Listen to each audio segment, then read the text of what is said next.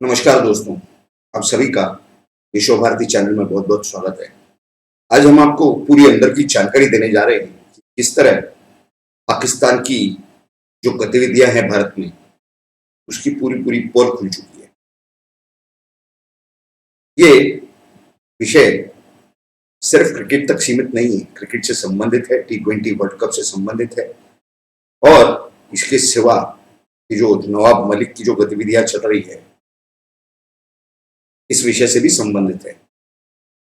कैसे और क्या, ये पूरा समझने के लिए ये जरूरी है कि आप इस वीडियो को पूरा अंत तक जरूर देखें।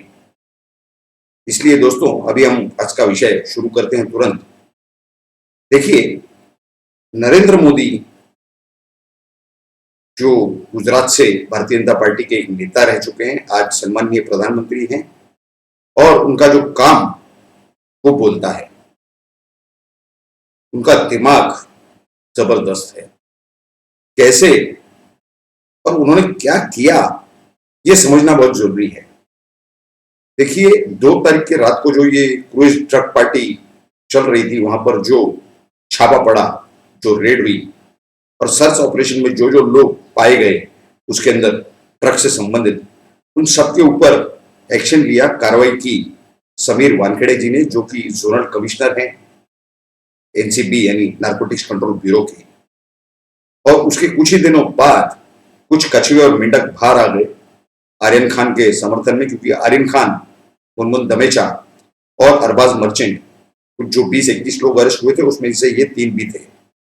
और आपको एक और उसके अंदर की जानकारी बता दें, जो कलम, जिस तरह के कलम इन पर लगाए गए हैं, इसी तरह के कलम लगाए गए थे राहुल महाजन पर, भारतीय जनता पार्टी के सीनियर लीडर, उनके बेटे पर यही कलम लगाए गए थे। इन्हीं कलमों के तहत उन्हें अरेस्ट कर दिया गया था। लेकिन उनके विषय में कौन जांच के अधिकारी, इन्वेस्टिगेटिंग ऑफिसर कौन है एनसीबी के, क्या है क्या नहीं है, उनकी जात, उनका धर्म क्या है, ये किसी ने कुछ इस विषय में बात नहीं की, चर्चा नहीं की, कोई तरह के इल्जाम नहीं लगाए गए। तो आप समझ सकते हैं कि आज के हालात क्या चल रहे हैं। ये जो नवाब मलिक, पहले तो संजय राउत, इसके पहले यानी ये नवाब मलिक ने जो इनकी पिक्चर शुरू की, मूवी, ये राष्ट्रवादी कांग्रेस पार्टी यानी एनसीपी के प्रवक्ता हैं और ये रोज सुबह सुबह चालू होता है। हालांकि ये मंत्री हैं, ये 24 घंटा पब्लिक सर्वेंट है, क्योंकि ये ओथ पर है। इन्होंने शपथ ली है संविधान की, राज्यपाल ने दिलाई थी। ये कैबिनेट मंत्री है महाराष्ट्र के। ये बात ये भूल जाते हैं, शायद वहां के जो सम्माननीय मुख्यमंत्री है उद्धव ठाकरे जी, उनके भी ध्यान में नहीं है। उन्हें एक चिट्ठी लिखी है क्रांति जी ने, सम्माननीय पत्नी है समीर वानखेड़े जी की, क्रांति रेडकर। उन्होंने अपने पत्र में बहुत अच्छे तरीके से उन्हें लिखा है कि मैं एक मराठी बेटी हूं, महाराष्ट्र की, यानी भारत की बेटी हूं, लेकिन महाराष्ट्र की मराठी बेटी हूं, क्योंकि शिवसेना हमेशा ये मराठियों की बात करती है। तो किस तरह से एक मराठी बेटी के जो संसार है, जो घर है, उसे किस तरह से उजाड़ा जा रहा है, किस तरह से उनके घरगुती यानी फैमिली की पूरी सब बातें, ये सर्टिफिकेट, वो सर्टिफिकेट, धर्म परिवर्तन, क्या क्या बकवास की जा रही है। और ये बकवास कौन कर रहे हैं? वहां के कैबिनेट मंत्री, पब्लिक सर्वेंट। क्या सम्माननीय उद्धव ठाकरे जी इनकी चिट्ठी पर ध्यान देंगे? उन्होंने मुलाकात मांगी है, क्या वो उन्हें मुलाकात देंगे? ये एक सवाल अभी तक बाकी है। वो उस चिट्ठी की जो एक कॉपी है वो हमारे पास आ चुकी है। खैर, उन्होंने नवाब मलिक का नाम उस चिट्ठी में नहीं लिखा है, लेकिन उन्होंने कहा है अलग ही शब्दों में कि किस तरह से उन्हें, किस तरह के लोग परेशान कर रहे हैं, गलत तरीके के लोग परेशान कर रहे हैं, उनकी फैमिली लाइफ को उजाड़ कर रखा है। और सबसे बड़ी बात जो नवाब मलिक ने कही है कि इनके पिताजी का नाम दाऊद वानखेड़े है, जबकि वो कह रहे हैं कि उनका नाम ज्ञानदेव वानखेड़े है। उन्होंने अपने बर्थ सर्टिफिकेट, कॉलेज के, दुनिया भर के सब सर्टिफिकेट दिखा दिए। उनकी पहली पत्नी मुस्लिम थी और समीर वानखेड़े की कथाकथित पहली शादी एक मुस्लिम लड़की से की गई थी, इस तरह का दावा उन्होंने किया था। और कोई कथाकथित पूर्व ससुर समीर वानखेड़े की, क्योंकि पहली शादी का तलाक हो चुका है, इस तरह की कथाकथित आरोप भी लग रहे हैं। वो जो खुद को ससुर बता रहे हैं, वो कहते हैं कि हमारी जानकारी में तो ये मुस्लिम ही थे, वरना हमारी बेटी की शादी इनके साथ कैसे होती। जो मौलवी है, जो काजी, जिन्होंने इनका निकाह पढ़ाया था या कराया था, जो भी, क्योंकि मुस्लिम इस्लाम धर्म के हिसाब से वो एक कॉन्ट्रैक्ट होता है, उसे कभी भी रद्द किया जा सकता है। उसका 32 या 37,000 का जो रकम उसमें लिखी गई थी वो भी इन्हें अदा किया गया नहीं किया गया, खैर वो एक अलग बात है। लेकिन क्योंकि मैरिज सर्टिफिकेट पर लिख दिया गया इनका किसी प्रकार का नाम, इन्होंने मुंह जुबानी कहा तो ये मुस्लिम हो गए। इन्होंने धर्म परिवर्तन किया उसके कागजात क्यों नहीं दिखाते ये नवाब मलिक? जिस चीज का आरोप कर रहे हैं उस चीज का सबूत दें। तीसरे प्रकार का कागज क्यों दिखा रही है? ये एक और सवाल है। क्या ये पढ़े लिखे हैं कि नहीं नवाब मलिक साहब? आपके सर्टिफिकेट खंगालने का समय आ गया। अब एनसीबी लगता है आपके जो सर्टिफिकेट है वो खंगालेगी। आपका कितनी पढ़ाई हो चुकी है नहीं हो चुकी है। आप जिस दुनिया में रहते हैं वहां के 4 साल के बच्चे भी लैपटॉप और कंप्यूटर के ऊपर गेम खेलते हैं। उनके पास भी इतना दिमाग है कि आप जो आरोप कर रहे हैं धर्म परिवर्तन का कि हिंदू से मुसलमान हो गए, मुसलमान से फिर हिंदू हो गए, ये एट्रोसिटी है शेड्यूल कास्ट के ऊपर। वानखेड़े साहब एक शेड्यूल कास्ट के अधिकारी हैं, एनसीबी के अधिकारी हैं, शेड्यूल कास्ट से आते हैं। अगर कल वो उठ करके प्रिवेंशन ऑफ एट्रोसिटी एक्ट के तहत आपके खिलाफ, क्योंकि आपने पर्सनल आरोप किया, अगर वो पर्सनल लेवल पर उतर करके आपके खिलाफ केस कर देंगे तो एक बार अरेस्ट होने के बाद 4-4, 5-5 साल लोग अंदर सड़ते हैं बिना जमानत के। ये आप भूल गए लगता है। ये नवाब मलिक साहब को याद दिला देना चाहिए कि किस तरह की वो गलतियां कर रहे हैं। जो आरोप कर रहे हैं उसका सबूत नहीं दे रहे हैं, ये कोई और चीज बता रहे हैं। देखिए, ये जो ड्रग्स का धंधा है इसमें पाकिस्तान और पाकिस्तान की आईएसआई ये पूरी तरह से शामिल है। ये आज पूरी दुनिया जानती है कि किस तरह से देशों के युवा पीढ़ियों को बर्बाद करते हैं। भारत की खास करके ये नेपाल बांग्लादेश बॉर्डर से ड्रग्स अंदर भिजवाते हैं।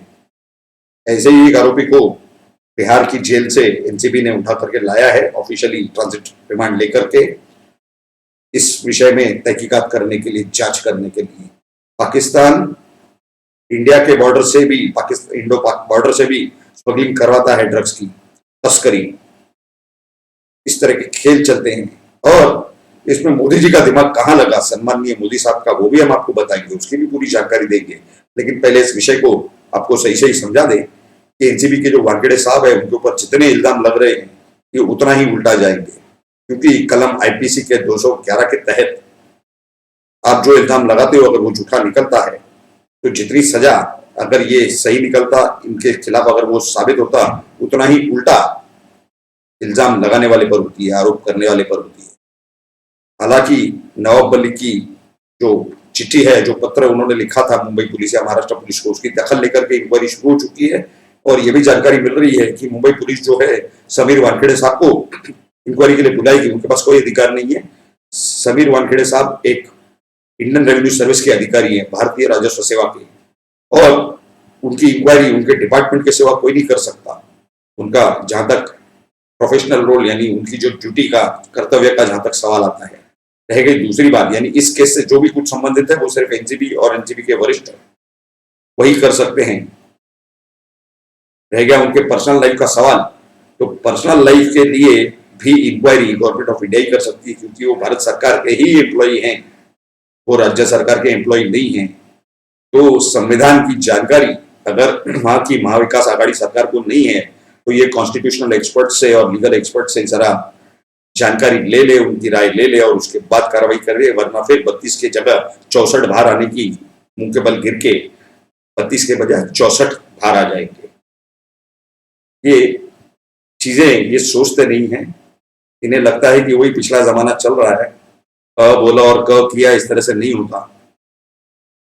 बिल्ली के गले में घंटी बांधना तो बहुत आसान हो गया है, आजकल शेर के गले में घंटी बांधने वाली समय आ चुका है। ये लोग समझते नहीं है क्या कर रहे हैं, लेकिन जब ये खुद फंसेंगे तब इस तरह से झटपटाएंगे जैसे अनिल देशमुख, अभी तक फरार अंडरग्राउंड। अरे भाई सच्चाई है तो शरद पवार बोल रहे थे मैं सच्चा हूं, मुझे ईडी का बुलावा आया नहीं, ये जानकारी मिली है कि आएगा, उसके पहले मैं उनके पास जाता हूं, भाई क्या मामला है। 2019 की बात बता रहे हैं आपको, अक्टूबर की, आप इंटरनेट पे चेक कर सकते हैं, सितंबर इंडिया अक्टूबर की बात है। देखिए शरद पवार एकमेव राष्ट्रवादी कांग्रेस पार्टी में हैं जो बारिश पड़ी, उनकी उम्र देखिए 80 साल की हो चुकी, लेकिन वो बारिश में भीग करके भाषण कर रहे थे। लेकिन बाकी नेता देखिए फरार है। वो और बात है, इंसानों में कई सारी खामियां होती है। शरद पवार साहब में क्या है क्या नहीं, उस विषय पर ये आज का चर्चा का विषय नहीं है। वो वो खुद बेहतर जानते हैं। जितने फेलियर्स उन्होंने देखे हैं उसका अनुभव से उन्हें मालूम हुआ होगा कि वो कहाँ कहाँ उनकी कमियां हैं, नहीं है। जैसे अनिल देशमुख जैसे लोग जिन्हें उन्होंने गृह मंत्री का लिए उन्होंने नाम रिकमेंड कर दिया था, अभी के जो गृह मंत्री है वहां पर दिलीप वळसे पाटिल साहब, वो तो हर एक चीज ठीक से सोच विचार करके सब काम करते हैं। अगर उनसे कुछ गलतियां हुई होगी तो उनके जानकारी में जरूर वहां का जो प्रशासन है वो जरूर उनके जानकारी में लाएंगे, वहां के मंत्रालय के लोग, और वो उन्हें जरूर दुरुस्त करेंगे, इसका हमें पूरा पूरा विश्वास है। देखिए, क्या किसी एंगल से किसी को लगता है कि महाराष्ट्र के कोई नेता पाकिस्तान के ड्रग के धंधे में खड़े हैं, उनके साथ खड़े हैं उनके उस धंधे में और वानखेड़े को टारगेट कर रहे हैं? ये हमारा पहला सवाल है। इस विषय में आप जरूर आपके कमेंट्स नीचे लिखिए, आपकी राय हमें जरूर दीजिए। अब आते हैं नरेंद्र मोदी जी के विषय पर। देखिए, उनका एक छोटा सा निर्णय, उस निर्णय से करोड़ों करोड़ रुपए बच गए भारत सरकार के, यानी आपके और हमारे। जो पब्लिक ट्रेजरी है भारत सरकार की, यानी जनता की तिजोरी, उसके करोड़ों करोड़ रुपए बच गए। क्योंकि देखिए, हमारी जो एजेंसियां हैं, इंटेलिजेंस ब्यूरो, रॉ और कई सारे होंगी, SIB वगैरह, तो उनके काफी सारे खर्चे होते हैं ये जानकारी निकालने में, इन्फॉर्मर्स पालने में कि कौन पाकिस्तान का सपोर्टर है, स्लीपर सेल के अंदर कौन कौन है, कहां पर स्लीपर सेल होने की संभावना है। लेकिन ये सब एक्सपोज करने के लिए और पाकिस्तान के समर्थक भारत में बैठे ये एक्सपोज करने के लिए उनका एक निर्णय और ये सभी समर्थकों का खेल खत्म। आपने देखा होगा 24 अक्टूबर यानी 2 दिन पहले, 3 दिन पहले भारत पाकिस्तान का T20 वर्ल्ड कप में मैच हुआ, जबकि जितने देशभक्त हैं वो सरकार से ये गुहार लगा रहे थे कि पाकिस्तान से अभी नहीं खेलना है, उनके रोज यहाँ आतंकवादी आ रहे हैं, आतंकवादी हमले हो रहे हैं, लेकिन उन्होंने उस तरफ ध्यान नहीं दिया। वो मैच भारत हार गया, पाकिस्तान जीत गया। वो एक मैच जीता, बाकी पूरी सीरीज और पूरी बाजी हार गया। उन्होंने ट्रॉफी भी भारत को सरेंडर कर दी, क्योंकि उनके समर्थक जो काफी सारे PhD है ना, सबके सब इंटरनेशनल लेवल के यूनिवर्सिटी से उन्होंने PhD किया हुआ है, सब बाहर आ गए, रस्तों पे पटाखे फोड़ने लगे, आ गए नजर में। पूरी इंफॉर्मेशन इंटेलिजेंस एजेंसीज को प्राप्त हो गई, कौन कौन है, कहां कहां रहते हैं, कहां उनका घर है, क्या नाम है, कितनी उम्र हो सकती है, पूरी जानकारी आ गई। वो जानकारी निकालने में जो कई साल जाने वाले थे, कई महीने जाने वाले थे, नए नए इंफॉर्मर भर्ती करने पड़ते थे, जिसके लिए वो एक क्षण में काम हो गया। इसे कहते हैं दिमाग। नरेंद्र मोदी जी का दिमाग की तुलना आप मुश्किल से किसी के साथ कर पाएंगे इस दुनिया में। वो और दूसरी बात तो उनके साथ एक और शातिर चाणक्य अमित शाह जी, ये दोनों का जो निर्णय था वो कितना सही साबित हुआ। खुल गई पोल। जिस समय नवाब मलिक ने ये ध्यान भटकाया था आर्यन खान की जमानत की तरफ, और वो कह रहे थे कि आर्यन खान, शाहरुख खान ही मुसलमान है, इसके लिए उन्हें टारगेट किया जा रहा है। अब वो खुद कह रहे हैं कि समीर वानखेड़े मुसलमान है। ये खुद भी तो मुसलमान है भाई। आप मुसलमान होकर मुसलमान के टारगेट कर रहे हो, मुसलमान की पत्नी को टारगेट कर रहे हो, ये कहां का न्याय है? कौन से मक्का मदीना या कौन से ऐसे बड़े जो धर्म के इस्लाम के हैं वो इस चीज को कबूल करेंगे जो नवाब मलिक कर रहे हैं? एक बात। दूसरी बात, आपको एक और बात बता देते हैं कि अगर धर्म परिवर्तन हुआ है वानखेड़े जी या उनके पिताजी का, तो उनके धर्म परिवर्तन का दाखला, सर्टिफिकेट ये दिखा क्यों नहीं देते? सिर्फ महज ये कहने से कि समीर वानखेड़े ने एक मुस्लिम लड़की से शादी की और उसके बाद 2016 के आसपास उनका डिवोर्स हुआ, लेकिन वो शादी रजिस्टर्ड थी स्पेशल मैरिज एक्ट के तहत और उसमें उनका धर्म लिखा गया है। लिखने से हो जाता है। जब धर्म परिवर्तन होता है तो उसके परिवर्तन का सर्टिफिकेट होता है, वो सर्टिफिकेट तो है नहीं। और इनके पिताजी ने कहा था, समीर वानखेड़े साहब के पिताजी ने, उन्होंने क्या कहा था, ये जो है ये उर्दू में लिखा हुआ है, इसमें मेरा नाम क्या लिखा हुआ मुझे नहीं पढ़ने आता, हस्ताक्षर हो सकता है मेरे होंगे। तो उन्होंने जब बेटे की शादी कराई तो उसमें तो वो थे ही, और समीर वानखेड़े साहब की माताजी वो तो जन्म से मुसलमान थी। तो किस तरह ये हिंदू मुस्लिम का खेल करने गए पाकिस्तान के कथाकथित एजेंट, और पाकिस्तान को ही और आईएसआई को कर दिया एक्सपोज, वो भी पूरे भारत में। ये खेल कर रहे थे एक राज्य तक, एक केंद्र के अधिकारी को टारगेट करने का। साथ में इनके कौन कौन जुड़े हुए हैं, कौन मंत्री है, कौन नेता है, ये भी इंटेलिजेंस ब्यूरो को खबर मिल चुकी होगी, जानकारी मिल चुकी होगी, और ये लोग जरूर रेडार पे रहेंगे भारत सरकार के, उनके इंटेलिजेंस एजेंसीज के और उनके एग्जीक्यूटिव एजेंसीज के। हालांकि ये जो खेल महाराष्ट्र में कर रहे थे, ये राष्ट्रवादी पार्टी के एक बहुत बड़े नेता, जिनके खिलाफ इनकम टैक्स और ईडी को करीब करीब इनकी मनी लॉन्ड्रिंग और बेनामी संपत्तियों के जो सबूत मिले हैं, वो 4,500 करोड़ से ज्यादा के मालूम हो रहे हैं। इसके ऊपर आखिरी तौर पर इनकम टैक्स का शायद नोटिस जाएगा कि इसका आप बताइए कि ये किसकी संपत्ति, अगर वो नहीं बता पाते तो वो तो सब जब्त हो जाएगा। और अगर ये बताते हैं कि हाँ ये पैसे में हमारा इन्वॉल्वमेंट है, ये ओरिजिनल ओनर हम हैं, उसके मालिक हम हैं, लेकिन हमने इनके नाम पे जानबूझ के कराया है, तो दोनों के ऊपर, यानी ये और इनके रिश्तेदारों के ऊपर केसेस दर्ज होंगे ईडी में और ये अरेस्ट होंगे।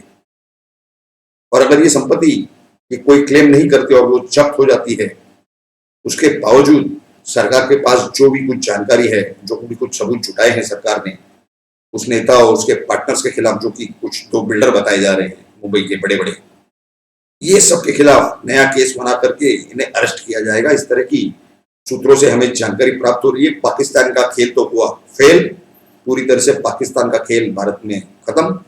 अब उनका अंत समय आ चुका है। वो और चाइना मिलकर के कितना भी रोए, चिल्लाए, गिड़गिड़ाए, क्योंकि उन्हें फाइनेंस तो चाइना का ही है।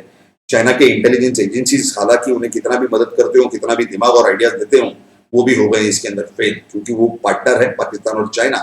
आने वाले समय में भारत की सरकार सम्माननीय नरेंद्र मोदी जी के नेतृत्व में पाकिस्तान और चाइना के खिलाफ कई सारे सख्त और बड़े कदम उठाने जा रही है, जिसका हमें भी इंतजार है। हम वो पूरी जानकारी जैसी ही प्राप्त होती है आपके सामने हम जरूर रखेंगे। आपको अगर आज के इस वीडियो का कंटेंट अच्छा लगा हो तो जरूर इसे लाइक कीजिए, और आपके सभी जितने दोस्त हैं, रिश्तेदार हैं, मित्र हैं, आपके सहकारी हैं, आपके प्रोफेशन में, आपके कामकाज के क्षेत्र में, सभी के साथ ये पूरी सच्चाई इस वीडियो के द्वारा आप शेयर कीजिए। और आपने अगर अब तक हमारे इस चैनल को सब्सक्राइब नहीं किया है तो सब्सक्राइब बटन पर क्लिक करके इस चैनल को सब्सक्राइब कीजिए, और सब्सक्राइब बटन के बाजू में जो बेल आइकन का लिंक है, स्विच है, उस पर क्लिक करके ऑल नोटिफिकेशन, यानी सभी नोटिफिकेशंस को ऑन कर दीजिए, ताकि हमारे वीडियो की, हमारे हर एपिसोड की जानकारी आपको सबसे पहले प्राप्त हो सके और आप उसे सबसे पहले देख करके सही सही जानकारी तुरंत प्राप्त कर सके। आप सभी लोगों ने इस पूरे वीडियो को अंत तक देखा, इसके लिए आप सभी का बहुत बहुत धन्यवाद। भारत माता की जय। जय हिंद।